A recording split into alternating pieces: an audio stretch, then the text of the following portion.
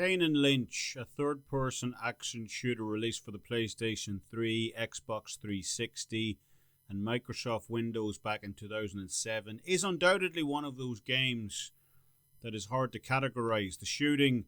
is serviceable but flawed. The set pieces are initially quite impressive, but soon peter out into more generic ones as the game wears on. And the story and character development are another area in this game that, while initially appearing interesting, especially with the two character dynamic in this game, it does get somewhat bogged down by some predictable story beats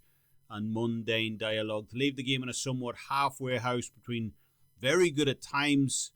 and outright abysmal at others. Overall, Kane Lynch is just a painfully average shooter overall, one that has been outdone and outshone by numerous other shooters on the market both before and since its release. Yet for all its faults and mediocrity, there are some bright parts in Kane Lynch, and it's left a legacy on the industry that few other games have matched, although certainly not in the way either its developer or publisher originally intended.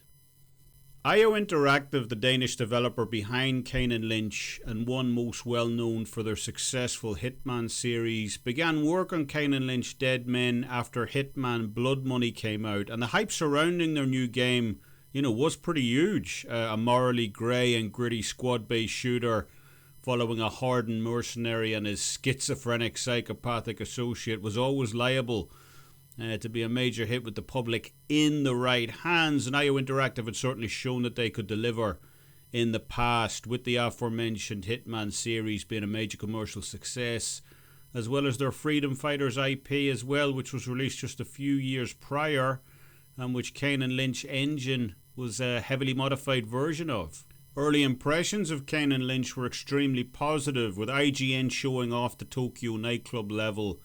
in their preview article released a full year before launch, describing hundreds of dancing partygoers swaying to the music in the review, as well as the ability to fully immerse yourself in the crowd as well, being able to blend into it and hide from enemies at will. Now, while this turned out to be a tremendous overstatement on behalf of the writer in terms of just how advanced the game mechanics are in this game, the Tokyo nightclub level nevertheless does highlight Kane Lynch at its absolute best, in my opinion, with that huge crowd of dancers on the dance floor, giving an immersive atmosphere to proceedings overall, as well as the fact that they do actually react to the player's actions, also often scarpering away as soon as either Kane or Lynch opens fire. Unfortunately, that's where a lot of the high points end for this game, and upon release, while not entirely slammed by critics, the game was given a generally lukewarm reception at best by the gaming media.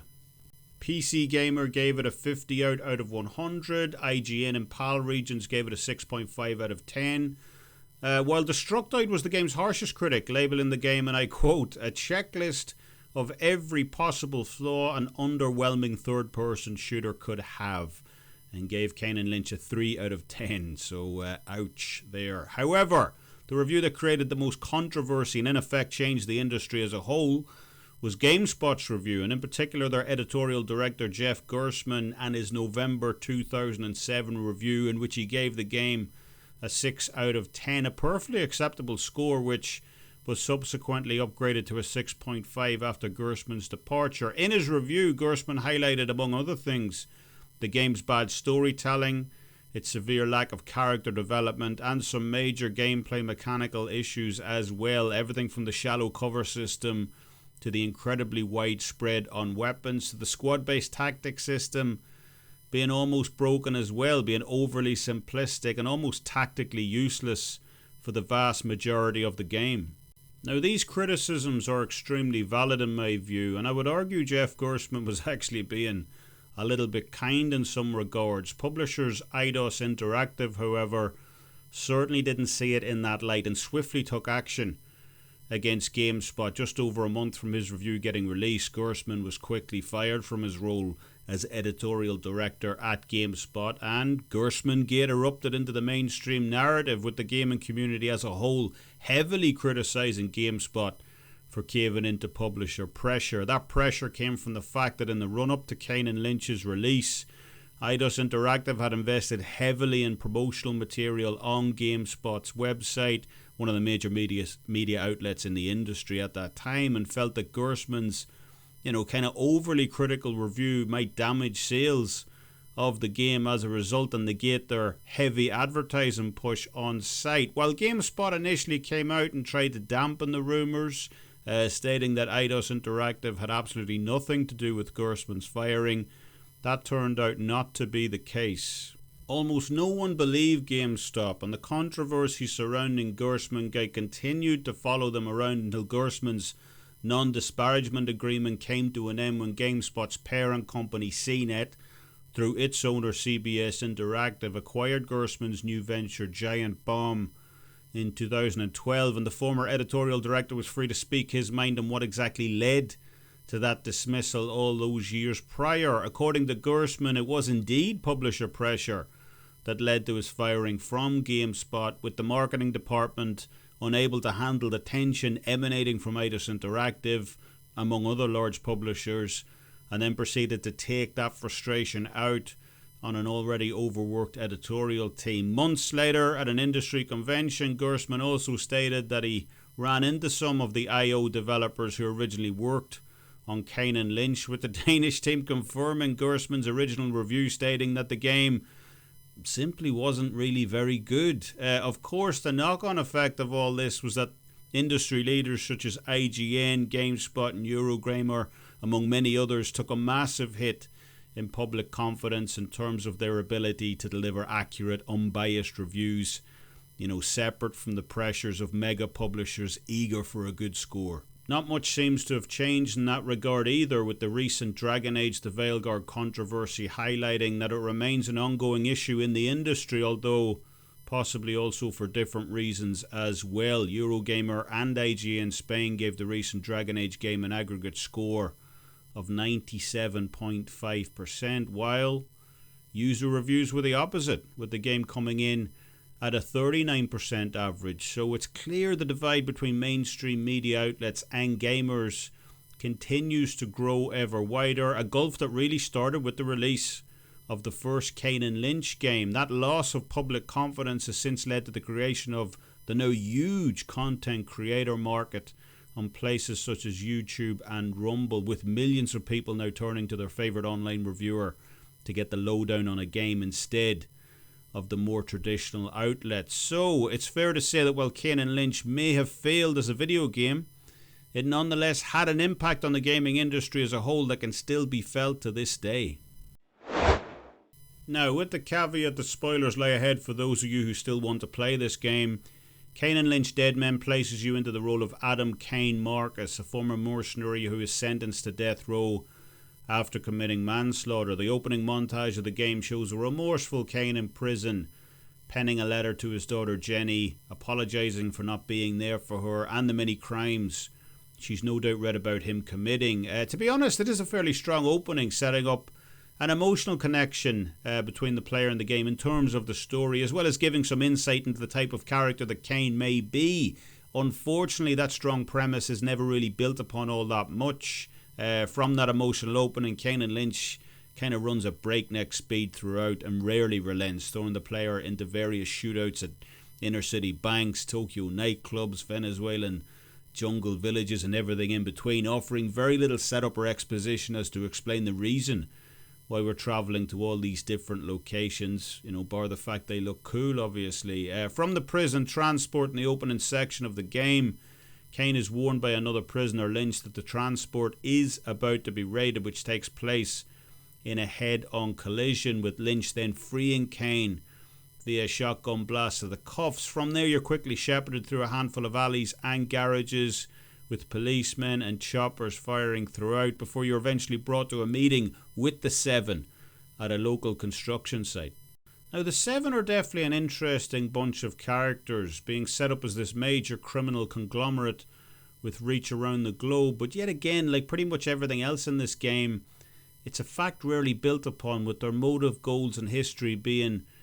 somewhat unknown and poorly explained. From the construction site, the game fully kicks into gear though, with Kane tasked to track down a stolen briefcase for the Seven a briefcase that Kane stole in the first place, with Lynch told to keep an eye on him. Before heading to the bank where the briefcase is supposedly located, a brief round of target practice is in order against some police officers who stormed the construction site, giving you time to sample the different game mechanics on offer. From there we head to the bank with Kane recruiting one of his old associates on the way. Once inside the bank, Lynch is left on guard duty while Kane and his associate head to the vault.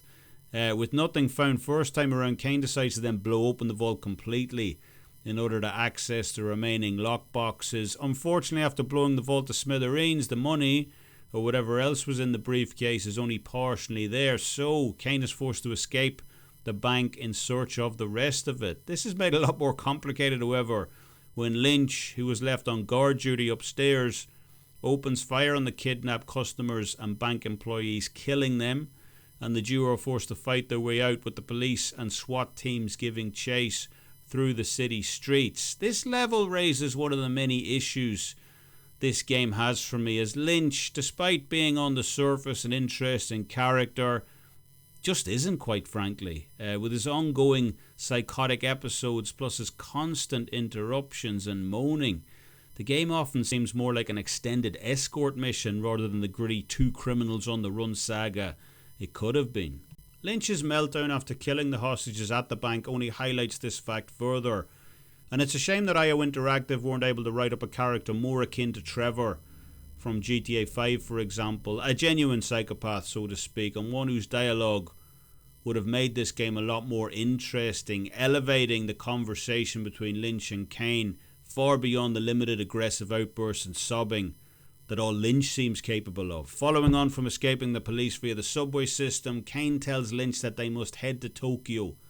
as he suspects who took the other half of the package. This is the game transitioning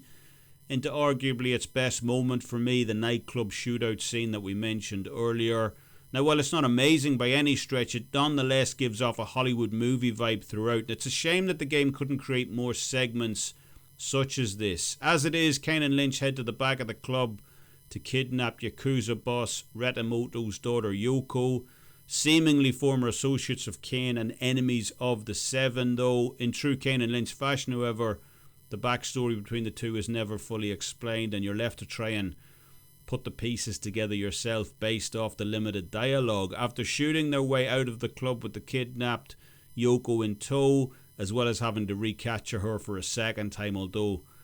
honestly seems more like padding that segment of the game, Kane and Lynch head to the meet with Retamoto under an overpass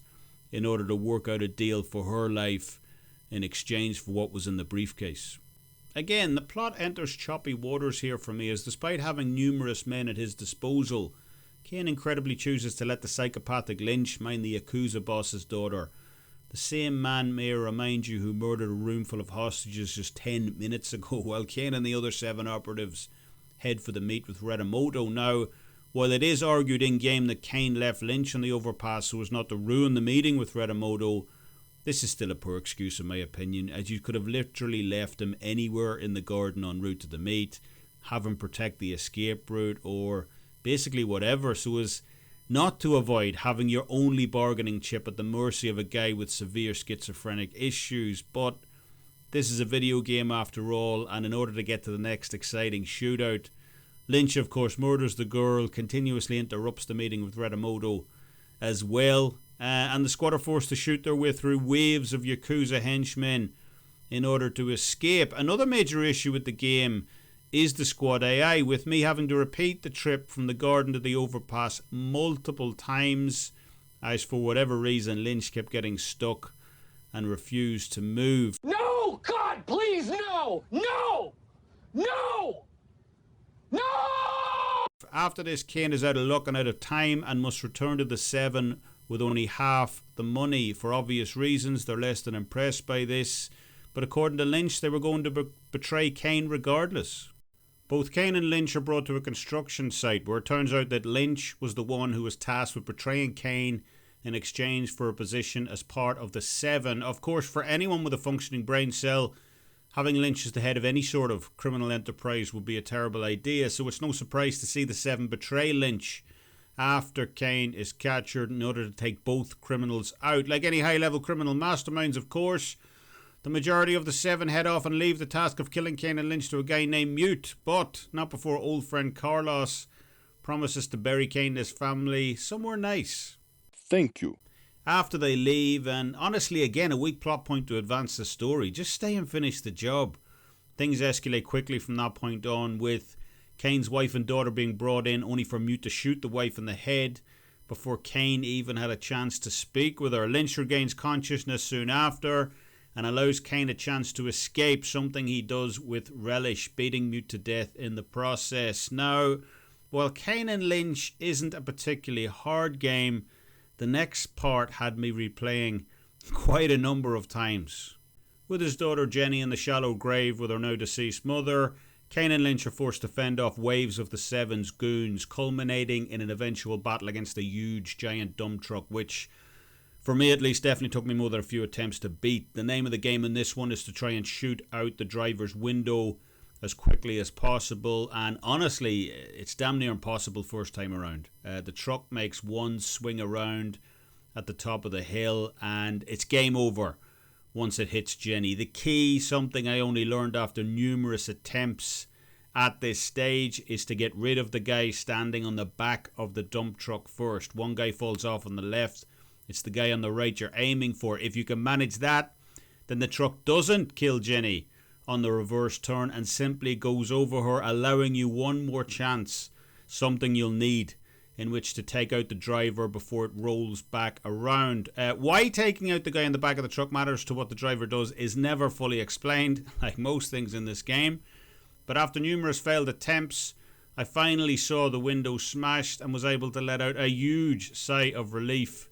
after this major impediment to the story. Jenny was able to escape in the aftermath of the giant dump truck assault, and after Kane buries his wife to say one final goodbye, it's off to declare war on the 7 themselves. From that point, Kane and Lynch go on the offensive, with Kane's plan to bust some enemies of the 7 out of prison, seemingly setting up one of the game's more interesting missions, a full-scale prison breakout. Unfortunately, this isn't as exciting as it sounds, and the game devolves into some of the more frustrating shooting segments, I would say, of the game. Getting caught in the stairs as bullets rain down from above, unable to see where the shots are coming from, largely because of the game's awkward camera angles. After the 3 less than friendly associates of Kane are busted out of prison, we get some info from one of them that Lynch supposedly killed his wife. This is somewhat alluded to in an earlier cutscene, as by this point in the game the player is fully aware of Lynch's blackouts and psychotic tendencies, but nevertheless the information, in my opinion, is handled in a rather clumsy manner, and what could have been a major plot point is instead, almost relegated to a simple footnote. After the breakout from the prison, it's back to Tokyo to take on Redamoto in an entertaining affair, I would say, abseiling through the window before opening fire on Redamoto's goons and finally getting up close and personal with the Yakuza boss himself, as Kane declares that he always pays his debts. From there, it's a straight shootout through Tokyo city streets, but again, the difference between this shootout and the one from outside the bank earlier on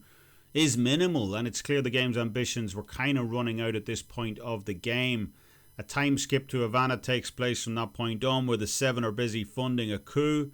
and Kane and the gang are on their way to stop them. This shooting section is again one of the low points in the game, in my opinion, with the constant nannying of your other team members being really downright bothersome in some regard. Shots are raining down from all angles, as we said previously, with many enemies packing chain guns in this segment of the game and rocket launchers. And not only do you have to try and stay out of harm's way yourself, but if a team member goes down and you don't arrive in time to revive them, it's game over. Some tanks and a helicopter gunship attempt to slow down the squad's progress, but these are relatively straightforward affairs to deal with the tanks sitting stationary for the most part and firing in straight lines, and the helicopter hovering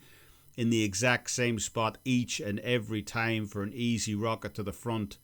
on a few different occasions, that being enough to take it down. From there, the Revolutionary Army crashed the presidential palace, and with the help of some incredibly fortunate gaps in the plaster, you're able to proceed. However, upon reaching the room where the 7 are supposedly situated, it appears they are one step ahead of your team once again.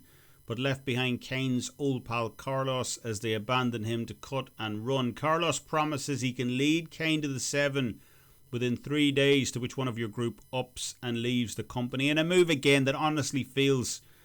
more like a balancing the team type of numbers job than anything story related. From there, it's off to the jungles of Venezuela, which contains a pretty linear and straightforward path on your way through the jungle to the assault on the 7's hacienda, containing, obviously numerous enemies along your path. In order to slip within the estate, you must send Carlos on ahead to blow open the gate, as Lynch simply refuses to go, probably a good thing. Yet you have to scout out ahead to make sure Carlos's path is clear. This, again, was an extremely frustrating segment, as a lot of the bullets, for whatever reason, simply don't register, along with Carlos getting blown up along the path way too easily as well. You need to take out the enemies in quick succession, with the trickiest part arguably being the 3 enemies around the fire, who, if you're not quick enough, will run away and alert the enemy. The sniper on the watchtower immediately above Carlos's position can be a pain also, as he is easily overlooked, with Carlos getting blown up for a 3rd straight time before I even realised he was there. The watchtower directly in front, however, provides probably the most frustration, with the bullets from your sniper rifle in many instances failing to register, with a mismeaningful alert in a segment that really highlights the game's kind of ropey accuracy and collision detection. Once Carlos makes it inside the gate, he disappears, with Lynch sure that he's betrayed the rest of the group and will alert the 7. An all-out assault subsequently takes place in the compound, with Kane finding out over the radio that the 7 have re-kidnapped Jenny, only adding to Kane's motivation to hunt them down and finish the job. Once inside, it turns out that the 2 brothers leading the 7 have shot Carlos, and they attempt to get Kane to put down his weapons if he wants to see his daughter again. Of course, this isn't an option, and after some prodding from Lynch, a one-shot bullet to the handily located mine blows the compound from the inside out, with the older brother getting took out in the explosion, but the younger brother managing to escape in the aftermath with Jenny. From there, the finale of the game kicks into gear, with Kane chasing down the last part of the 7 in pursuit of his daughter, all the while dealing with rival jeeps and numerous gun emplacements along the path. Kane finally makes it to the landing strip, where he proceeds to chase down the plane that the younger brother and his daughter are on by blowing out the engines on either side of the plane. After it comes to a halt and some final enemies are dealt with, Kane takes out the final 4 enemies on the plane, including the younger brother, and the game's final act plays out. From here, Kane has a choice to make, either to take Jenny to the helicopter and leave, thereby guaranteeing her safety but leaving his men to die, something that Jenny is quick to remind Kane of, that this isn't the first time he's chosen that route. The other option is to save Kane's men, who went off to get heroin in the village earlier on, as payment for their help, but who are currently trapped under heavy gunfire inside a church. And while this is Kane's act of redemption for leaving his men to die in the backstory of this game, it will place his daughter Jenny at risk. Of course, no matter which option you choose, the ever-insufferable Lynch lambasts it as the wrong one. If you opt for the latter, the game's final level, almost a bonus level, as it only takes place if Kane chooses to save his men, takes place in a Venezuelan village, with the shootout to rescue Shelley and Riffic probably being one of the most challenging in the game, although it must be said that Jenny does carry her weight throughout this part, making it far less of an escort mission than it initially appeared to be. Both men are holed up at a church at the top of the hill, yet by the time Kane and Lynch reach them, Riffic has already been killed. Kane, Lynch and Shelley then attempt to flee via a boat on the docks, but after Jenny takes a stray bullet in the back, Kane is obviously distraught and goes back to carry her slowly, convincing himself that she's still alive and okay, to the huge protests of both Lynch and Shelley, who state without any kind of empathy whatsoever that the girl is dead. Shelley leaves the group, running down the pier to escape in a boat, with Kane and Lynch forced to search further down the pier for another means of escape before Lynch also takes a bullet in the back. Both men manage to get themselves on the water and away, yet it's arguably an even more somber ending than the first one, with Jenny clearly dead, at least in my eyes, and Kane eulogising about the letter he wrote at the start of the game that she never read. But hey, at least someone shot Lynch. So is Kane and Lynch a terrible game? Quite simply, no. It does have ambition, it has some noteworthy action scenes and set pieces also, but overall it's just a stale experience for a game that came out just 1 month after Halo 3 and Bioshock, plus a month before Call of Duty 4 Modern Warfare and Mass Effect. The storyline and game mechanics in Kane Lynch are absolutely archaic by comparison, and it's hard to justify anyone paying full price for this game with so many different options to choose from.